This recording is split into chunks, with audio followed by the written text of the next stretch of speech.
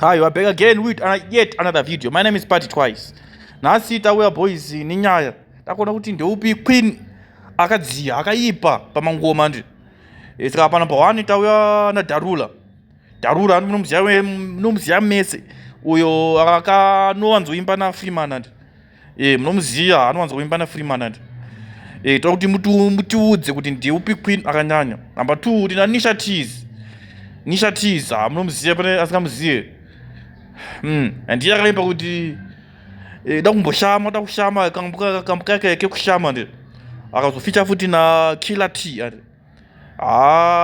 dakuti mtaure kuti ndiupi queen akanyanya. Nisha Tease ndiye ari pa number 2 ndi pa number 3 pana ningirini Queen Khadija ndi mamona uyu muse Queen Khadija ndinonzi Khadija aba mariziva ziqueen rere zigiant Queen Khadija iro ndo riri pa number 3 ndakuti muti udze kuti ndeupi amunoti uyu ndiye queen akanyanya nditi. Pa number 4 pedu pana ningirini pana icho mama Lady Squander Fire ndiye number 4 boys. Squander Fire boys. Hatida kuti mutiudze kuti ndeupi queen akanyanya.